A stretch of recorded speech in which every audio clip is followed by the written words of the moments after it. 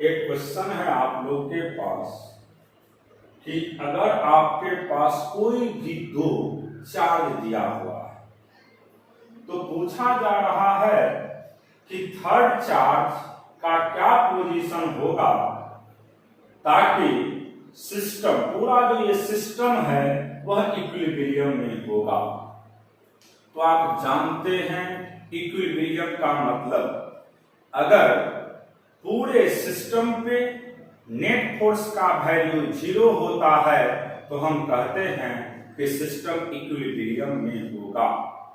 अब बात करते हैं कि आपके पास दो सेम नेचर का चार्ज है, तो आप लोग को हम रटा चुके हैं कि अगर चार्ज का नेचर सिमिलर होता है तो इक्विलिब्रियम पोजीशन ऑलवेज इनसाइड मिलेगा, ये रटा चुके हैं। अब ये तो क्लियर हो गया है कि अगर चार्ज का नेचर सिमिलर है तो निश्चित है कि तीसरा चार्ज आपको इनसाइड मिलेगा। फिर इस क्वेश्चन में चार्ज का अमाउंट भी सेम दे चुका है। जब चार्ज का अमाउंट सेम दे चुका है तब तो और आसान हो जाएगा कि थर्ड चार्ज इनसाइड तो होगा और कहां पे होगा, मिड पॉइंट पे, यानी थर्ड चार्ज इनसाइड होगा और मिडिल पॉइंट पे होगा इक्विलिब्रियम कंडीशन को डिफाइन करने के लिए। तो देखिए इसको कैसे सॉल्व करते हैं। अब ये तो क्लियर हो गया कि थर्ड चार्ज मान लेते हैं कोई भी हो सकता है, ये मान लिए Q होगा। अब ये Q होगा, ये मिड पॉइंट पे होगा, ये भी क्लियर है क्योंकि दोनों का मैग्नीट्यूड सेम है, मिड पॉइंट पे होगा, मिड पॉइंट पे होगा। मान लेते हैं इसका नाम 3। अब ये इक्विलिब्रियम में होगा क्योंकि 1 के चलते 3 पे इधर फोर्स लगेगा और 2 के चलते इधर फोर्स लगेगा, एक दूसरे को बैलेंस कर देगा। इसका मतलब है कि थर्ड पॉइंट पे नेट फोर्स का वैल्यू 0 तो होगा। इसका मतलब ये हुआ कि थर्ड पॉइंट ऑलवेज इक्विलिब्रियम में होगा। जब थर्ड पॉइंट ऑलवेज इक्विलिब्रियम में है तब हमको अब ये चेक करना है कि क्या पॉइंट 1 और पॉइंट 2 ये भी इक्विलिब्रियम में है। तो यही चेक करने के लिए हम यहां दिखा रहे हैं, आप लोग को देखिए। जैसे बात कर रहे हैं 1 पे, अब देखिए सबसे पहले इसको ढक दीजिए, ढक दिए, और 2 का नेचर प्लस 1 का भी नेचर प्लस, दोनों का अमाउंट सेम है, एक दूसरे को रिपेल करेगा, इसका मतलब इधर फोर्स रहेगा। तो यहाँ पे जब हम बात करेंगे तो F13 होगा,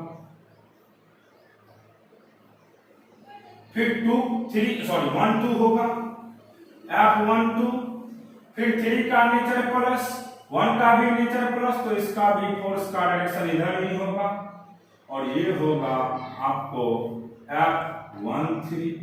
दोनों सेम डायरेक्शन में है, ये भी और ये भी दोनों सेम डायरेक्शन में है। इसका मतलब है कि पॉइंट 1 जो है, यानी जो पॉइंट 1 पे चार्ज है वह इक्विलिब्रियम में नहीं है। अब इक्विलिब्रियम में अगर होता है, यहां पे नेट फोर्स की बात करेंगे 1 पे, जब नेट फोर्स की बात करते हैं तो नेट फोर्स का वैल्यू होगा F13 प्लस F12। अब देखिए K13 capital Q small q, बीच का सेपरेशन x/2 का होल स्क्वायर प्लस के दोनों चार्ज का स्क्वायर बाय बीच का सेपरेशन का स्क्वायर। इसको लिख सकते हैं हम लोग 4 capital Q small q 4 capital Q small Q by x square plus K Q square by x square. अगर ये इक्विलिब्रियम में है, एट इक्विलिब्रियम, तो नेट फोर्स का वैल्यू होगा आपको 0। नेट फोर्स का वैल्यू होगा 0। तो यहां पे आप कॉमन ले सकते हैं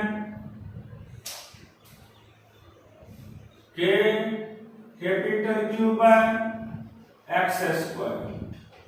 तो यहां से 4 small q plus capital Q का वैल्यू 0। इसको 0 से गुणा करेंगे तो 0 हो जाएगा। तो यहां से आपको हो गया 4 small q plus capital Q का वैल्यू 0। तो यहां से स्मॉल क्यू का वैल्यू होगा। तो अगर पूरे सिस्टम को इक्विलिब्रियम में रखना है तो थर्ड चार्ज का नेचर तो निगेटिव लेना होगा और उसका मैग्नीट्यूड होगा -4 -q/4। अगर आपको पूरे सिस्टम को इक्विलिब्रियम में रखना होगा तो निश्चित है कि यहां पे आपको थर्ड चार्ज का नेचर तो निगेटिव होगा और वह किसी एक चार्ज का 1/4 पार्ट होगा। तो इस तरह का क्वेश्चन कॉम्पिटिटिव एग्जाम में पूछे जाते हैं। आप लोग इसको ध्यान में रखिएगा कि हम कैसे चेक करते हैं कि पूरा सिस्टम इक्विलिब्रियम में है या नहीं है। इसको चेक करने का सबसे आसान वे यही है कि अगर चार्ज का नेचर सिमिलर हो और अगर मान लीजिए आपको पूछा जाए कि पूरा सिस्टम, तो नेचर सिमिलर रहेगा तो थर्ड चार्ज इनसाइड तो होगा। अब ये भी चेक करना होता है कि क्या पूरा सिस्टम इक्विलिब्रियम में है, तो थर्ड पॉइंट चार्ज तो हमेशा इक्विलिब्रियम में रहेगा। या तो हम 1 पे निकालेंगे या तो 2 पे निकालेंगे, फिर नेट फोर्स को 0 के बराबर करेंगे और मैग्नीट्यूड और वैल्यू इसी तरीका से निकाल लेंगे। एक क्वेश्चन और भी आप लोग के पास अभी हम दिखा रहे हैं। आपके पास 4 पॉइंट चार्ज है और सभी चार्ज का नेचर इक्विलिब्रियम में है। इसको हम लोग पॉलीगन कहते हैं, पॉलीगन रूल, पॉलीगन रूल।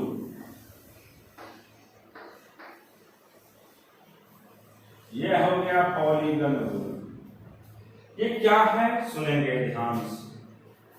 अगर आपके पास कोई भी पॉलीगन हो और उसके सभी वर्टेक्स का इक्वल चार्ज अपीयर होते हैं तो सेंट्रल पॉइंट पे नेट फोर्स का वैल्यू ऑलवेज 0 होता है। पॉइंट क्लियर हो गया? फिर एक बार सुन लीजिए। अगर कोई भी पॉलीगन हो, जैसे इक्विलैटरल ट्रायंगल हो, स्क्वायर हो, पेंटागोनल हो, हेक्सागोनल हो, कोई भी, अगर सभी वर्टेक्स का इक्वल चार्ज दिया रहे और सेंटर पॉइंट पे आपसे पूछा जाए कि नेट फोर्स क्या होगा, तो आप हमेशा याद रखिएगा कि सेंटर पॉइंट पे नेट फोर्स का वैल्यू ऑलवेज 0 होता है। जैसे देखिए यहां पे 4 वर्टेक्स है, एक 1 है, 2 है, 3 है और 4 है। 3 हो गया, 1 2, ये 3 हो गया और इसको हम 4 नाम देंगे। सभी वर्टेक्स का चार्ज इक्वल है। अब पूछ रहा है सेंटर पॉइंट पे क्या होगा, तो आप कुछ भी कर सकते हैं सेंटर पॉइंट पे। मान लीजिए क्यू चार्ज रख दिए। अब इसके चलते फोर्स एक इधर लगेगा, इसको कहेंगे हम, ये O है मान लो पॉइंट O04, इसको कहेंगे हम लोग F, 0 2, इसको कहेंगे हम लोग 0 3 और इसको कहेंगे हम लोग 0 1। देखिए सभी का मैग्नीट्यूड सेम है, डायरेक्शन एक दूसरे का अपोजिट है, इसलिए नेट फोर्स का वैल्यू हमेशा क्या होगा 0। नेट फोर्स की बात करेंगे तो हो जाएगा 0। इसका मतलब कोई भी पॉलीगन हो, अगर सभी वर्टेक्स का इक्वल चार्ज दिया रहे तो नेट फोर्स क्या होता है 0। इसको नोट करके भी लिख लीजिएगा आप लोग।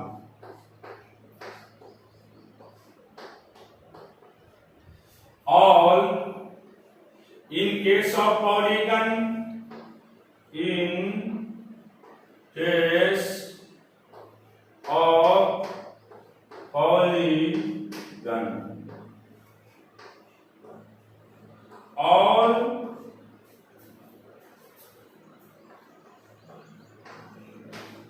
vertex having same charge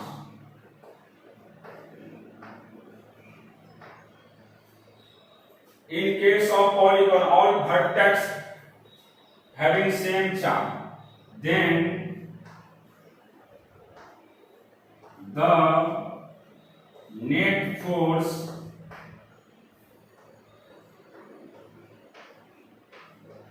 at center point is always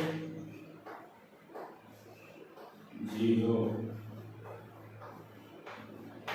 कोई भी पॉलीगन हो, अगर पॉलीगन के सभी वर्टेक्स पे एक ही चार्ज हो, हैविंग सेम चार्ज, और मैग्नीट्यूड भी सेम हो, सभी या तो प्लस प्लस हो या तो सभी माइनस माइनस हो, अगर उसके सेंटर पॉइंट पे नेट फोर्स की बात करेगा तो 0 होगा।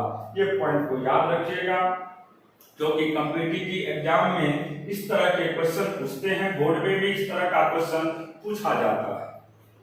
अब इसके बाद देखिए हमारे पास एक हेक्सागोनल है, थोड़ा सा फिगर इस तरह से बना सकते हैं, या नहीं तो इसको चेंज करके आप लोग बना सकते थे, छोड़िए रहने दीजिए अप्रोक्सीमेट, जैसे ऐसे बनाते तो थोड़ा देखने में अच्छा लगता।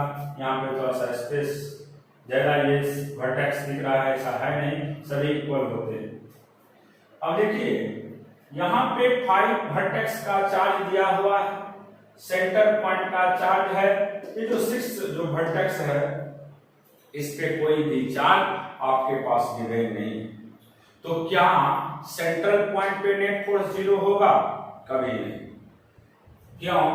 क्योंकि F02 और F05 बैलेंस कर रहा है, F04 और F01 बैलेंस कर रहा है, लेकिन यहाँ पे F03 तो इधर एक्ट करेगा, F03 तो एक्ट करेगा, लेकिन इधर से कोई चार्ज ही नहीं है जो कि फोर्स लगाएगा। तो यहाँ पे देखिए हम लिख सकते थे F03 प्लस F06 बराबर 0। इक्विलिब्रियम की बात करेंगे तो यहां से F06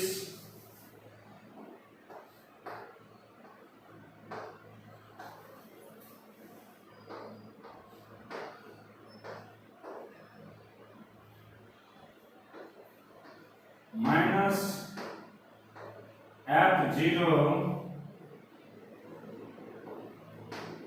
होता और इसका वैल्यू होता K Q square by L square, K Q square by L square, ये इसका आंसर हो।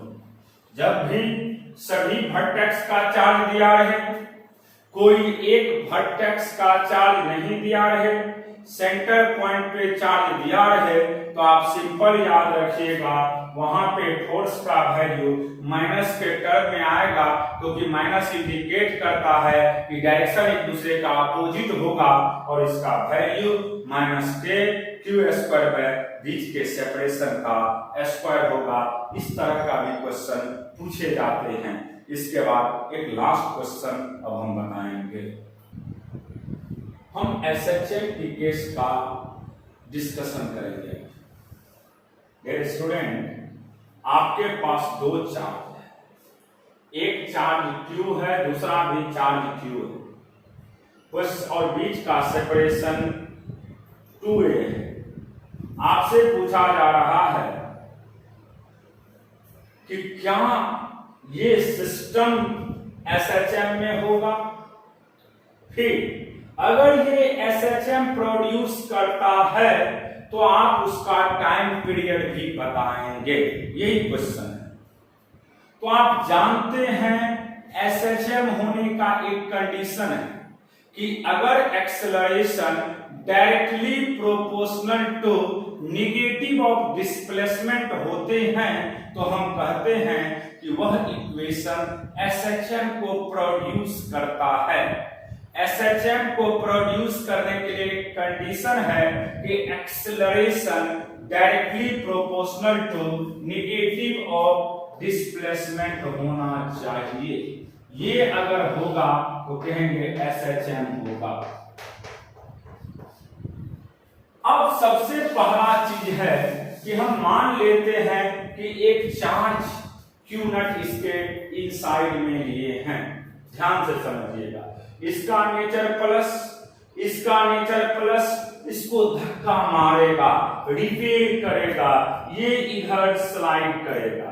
जैसे इसके नजदीक आने लगेगा फिर ये भी इसको धक्का मारेगा और ये इधर जाना स्टार्ट कर देगा। इसका मतलब ये पार्टिकल थोड़ा सा इंटरवल में ही ऐसे ऐसे मोशन करते रहेगा। एक बार इधर जाएगा, एक बार इधर आएगा, एक बार इधर जाएगा, इधर आएगा, इधर जाएगा, इधर आएगा।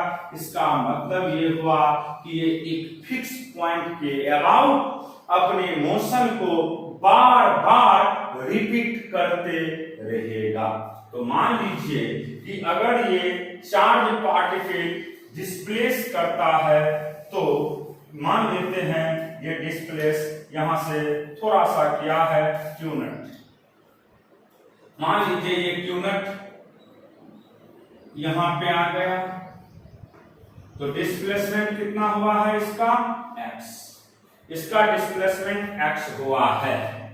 अब देखिए ये थोड़ा सा जब डिस्प्लेस किया है तो इसका डिस्प्लेसमेंट x हुआ है। तो मान लेते हैं हमको यहाँ पे नेट फोर्स की बात करना है। जैसे ये इधर भी डिस्प्लेस किया फिर इधर भी डिस्प्लेस करेगा, फिर इधर भी करेगा, इधर भी करेगा, यानी एक फिक्स पॉइंट के अबाउट अपने मोशन को बार बार ये रिपीट करते रहेंगे। तो देखिए यहाँ पे हम नेट फोर्स की बात करेंगे। सबसे पहला काम है नेट फोर्स निकालना।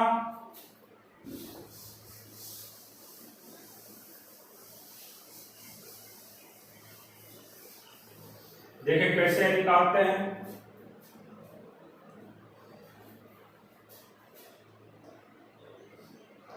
Net force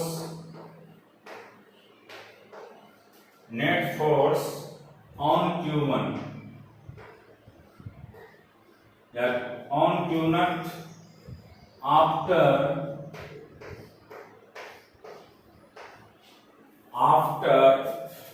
after displacement it by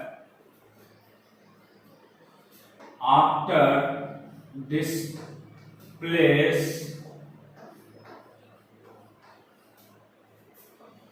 it by x very small,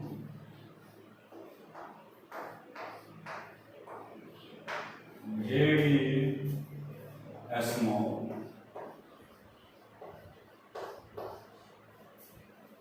let Q nut positive होना चाहिए। अब देखिए हम फोर्स की बात करते हैं। इस पे इधर जो फोर्स रहेगा F1 और इधर जो फोर्स रहेगा F2। F2 का डिस्टेंस कम है तो नेट फोर्स की जब बात करेंगे लिखेंगे F2 माइनस F1। अब F2 की बात करिएगा कि दोनों चार्ज का प्रोडक्ट व बीच के सेपरेशन का स्क्वायर टोटल x है, सॉरी टोटल 2a है तो आधा क्या होगा ये इतना बढ़ा है तो a से इसका डिस्टेंस होगा 1 से इसका डिस्टेंस होगा x प्लस a और यहां से इसका डिस्टेंस होगा a माइनस x। तो F2 की बात करते हैं तो F2 का वैल्यू होगा आपको x माइनस a का होल स्क्वायर, फिर माइनस अगर हम उसका बात करते हैं k कैपिटल सॉरी दोनों k unit x plus a का होल स्क्वायर। क्यों? क्योंकि 1 से इस पॉइंट का डिस्प्लेसमेंट होगा a प्लस x और 2 से इस पॉइंट का डिस्प्लेसमेंट होगा a minus x। a minus x sorry a minus x।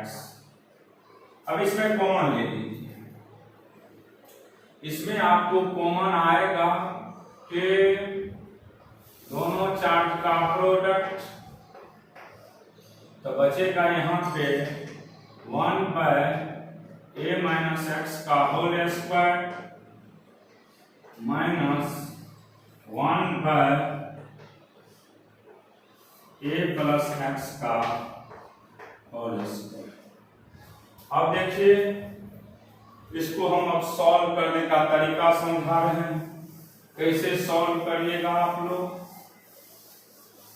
इसको जब हम सॉल्व करेंगे तो यहां से k क्यू नट एलसीएम होगा इसका a माइनस x का whole square a plus x का होल स्क्वायर। इसको काटिएगा तो ये कट जाएगा तो ये हो जाएगा a प्लस x का whole square minus a minus x का whole square q naught a square plus 2ax plus x square minus a square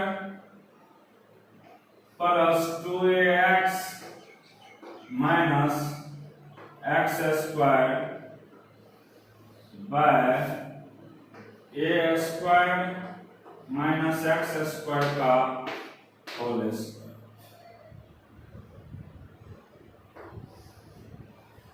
ये कैंसिल, यहां से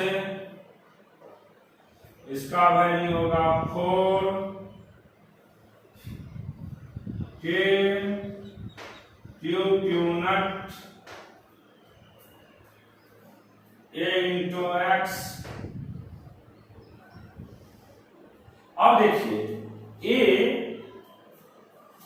बहुत बड़ा है x के रिस्पेक्ट में, तो x का वैल्यू बहुत छोटा होगा, इसीलिए जब इसका स्क्वायर करेंगे तो ये निगलेक्ट हो जाएगा तो a पे पावर हो जाएगा 4, a से कट गया तो यहाँ पे इसका अब वैल्यू होगा 4k Q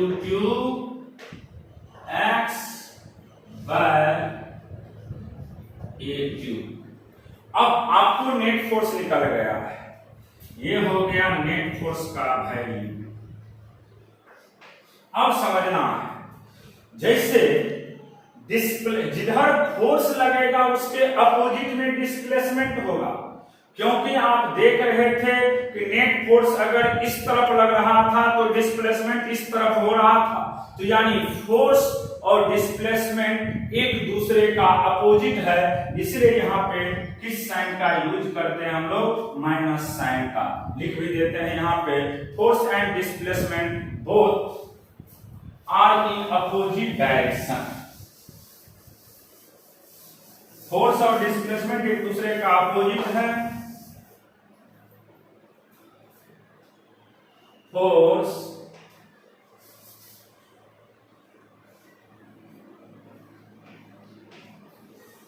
and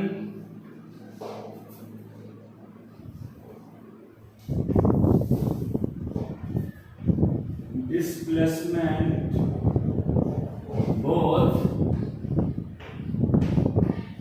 are in opposite direction।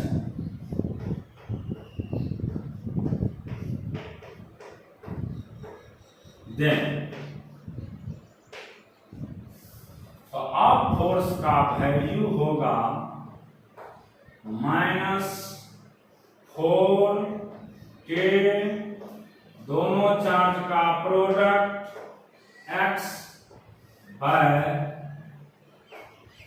a cube.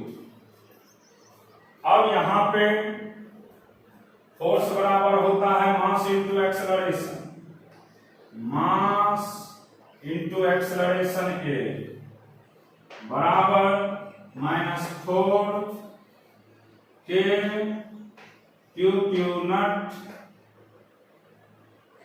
X A cube. Acceleration का वैल्यू होगा, इसी ए को एक्सेलरेशन कहते हैं,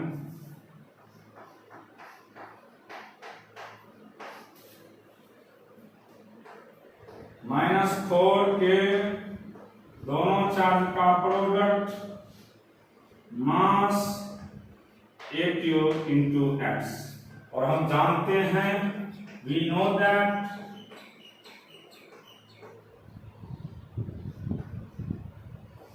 एक्सेलरेशन का वैल्यू होता है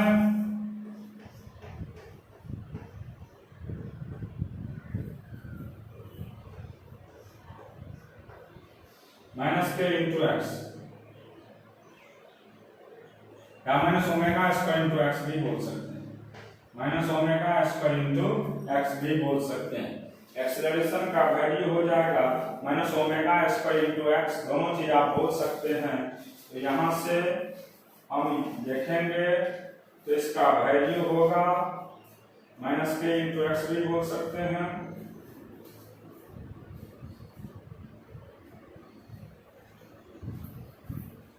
-k इंटू एक्स भी बोल सकते हैं, ओमेगा स्क्वायर एक्स भी बोल सकते हैं, दोनों होता है। कंपेयर करिएगा तो यहां पे टाइम पीरियड की बात कर रहे हैं,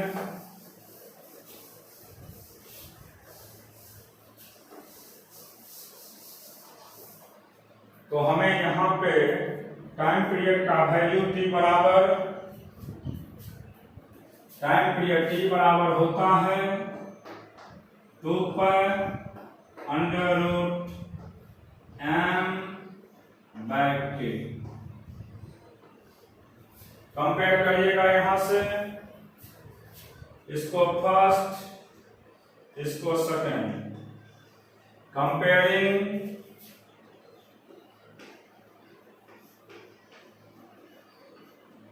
इन इक्वेशन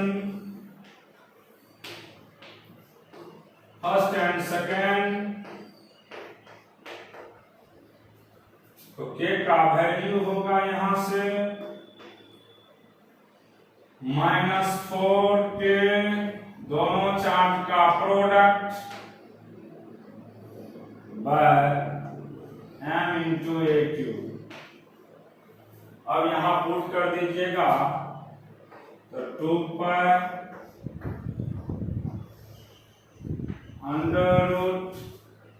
√m अपॉन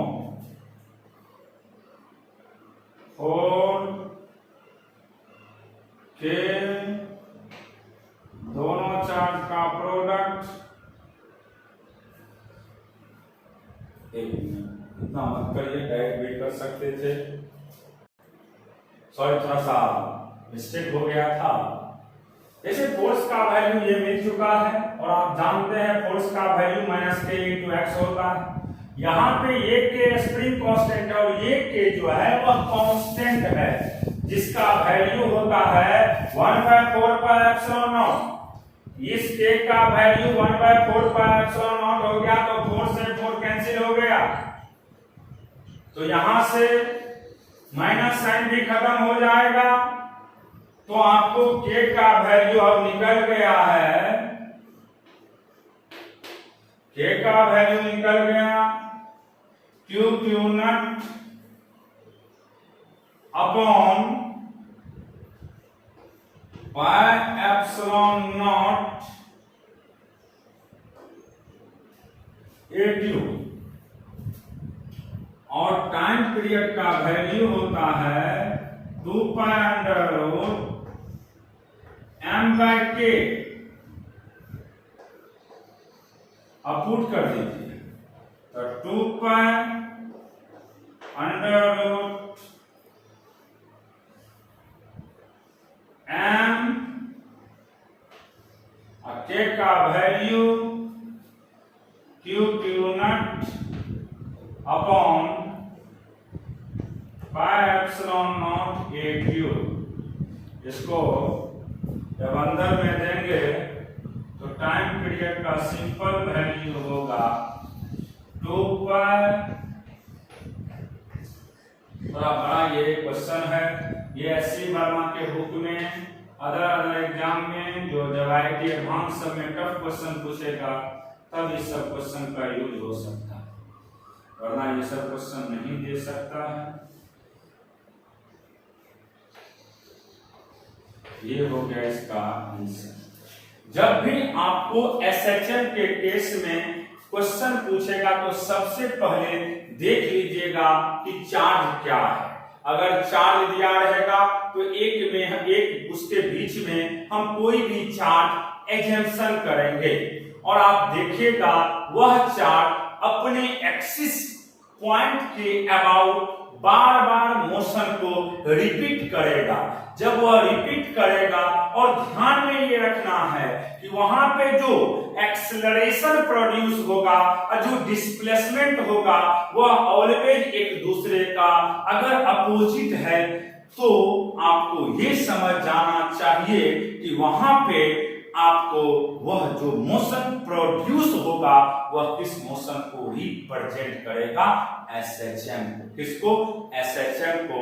और एसएचएम का टाइम पीरियड का सिंपल फॉर्मूला होता है T = 2π√m/k, और हम पुट कर दिए, आंसर निकल गया। तो ये सब क्वेश्चन थोड़ा हार्ड होता है।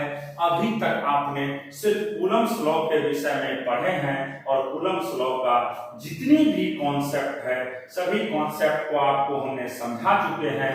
आप लोग सभी को नोट करके अच्छा से फेयर कर करके बार बार उसको पढ़ेंगे, ताकि इलेक्ट्रोस्टैटिक से ही हम लोग मैग्नेटिज्म को कंपेयर करते हैं। अगर इलेक्ट्रोस्टैटिक आपका बहुत अच्छा हो जाएगा तो मैग्नेटिज्म में आपको थोड़ा भी परेशानी नहीं होगी, इसलिए आप लोग इसको ठीक से पढ़ेंगे। अगले क्लास में आप लोग को हम इलेक्ट्रिक फील्ड इंटेंसिटी के विषय में पढ़ाएंगे, जो कि बहुत इंपॉर्टेंट है। अगले क्लास का डिस्कशन अगले दिन करेंगे।